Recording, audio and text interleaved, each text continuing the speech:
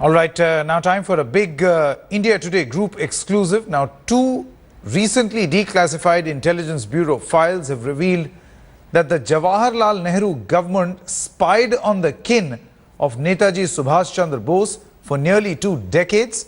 The files, which have since been moved to the National Archives, show unprecedented surveillance on Bose's family members between 1948 and 1968. For more on this story, we are joined in by Sandeep Unnithan of the India Today magazine. Morning, Sandeep. You know, there has been a huge controversy over the classification and the declassification of government documents related to Netaji Subhas Chandra Bose. Among the two files, perhaps this is a very crucial piece of information, something that was not known so far. That's right, Sanket. As you know, the disappearance of Netaji Subhas Chandra Bose is one of the biggest political mysteries in India. There have been 3 commissions of inquiry appointed over the last 50 years, and I believe there are close to 200 confidential documents that are still in the possession of the state and central governments. So the documents that we have with us now were, activists believe they were accidentally declassified and placed in the National Archives, because as you know, Intelligence Bureau files are usually not declassified. They reveal the modus operandi of the agency, their tactics, their techniques, how they snoop on people. Now, these 2 files that we have with us for the first time show in very great detail how the Intelligence Bureau spied on the family of Netaji Subhas Chandra Bose. You've had Bose's nephews tailed across the country as they met people. They were followed abroad. Their letters were intercepted as they posted them out of their family home.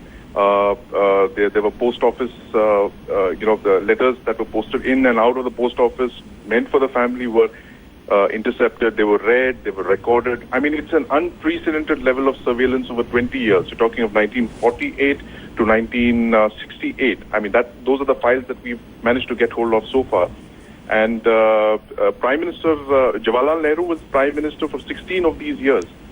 And the files are marked to very senior people, very key people in the Intelligence Bureau in Delhi, which means that the Prime Minister could not have not known of the snooping.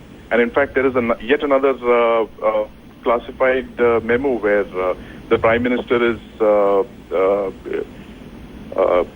the Prime Minister actually asks for the movements of one of the nephews of Subhash Chandra Bose, where he wants to know what he's up to and who he's going to meet in Japan.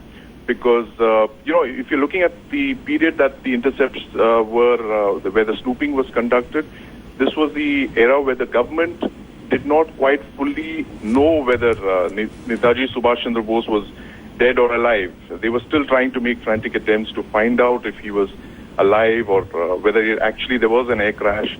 Because, I mean, the whole, the life and legend of Subhash Chandra Bose, if you could, is a fascinating story of escapes and disguises. And, he used to appear in Europe and he traveled through Afghanistan. He traveled by submarine to Japan. So, I mean, this was a person who was virtually like the Scarlet Pimpernel. So the government was not quite clear in its mind in the 50s whether he was actually dead. And the family, they believed that the family would be the first point of contact if he were indeed alive and if he were actually going to come back to India, which is one of the reasons that is given for this kind of surveillance. Absolutely. Sandeep, I request you stay on the line with us. We are joined in by Mr. Anuj Dhar, who's written a book also on Netaji Subhas Chandra Bose. Mr. Dhar, this latest revelation of, the exclusive information that India Today has been able to gather, I'm just reading out the excerpts. The one crucial bit over here is, and then we'll get Sandeep also to get in more details on this. For reasons still not entirely clear, the agency focused on Netaji's nephew siblings, Shishir Kumar Bose and Amya Nath Bose. I see both of these individuals were not political heavyweights. That's very clear.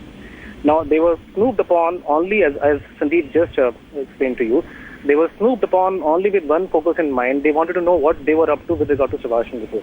Now, the Intelligence Bureau is not a historical organization. They don't do research about historical issues. They are up to what is happening in present, what would happen in the near future. So the entire focus, not only these files, if you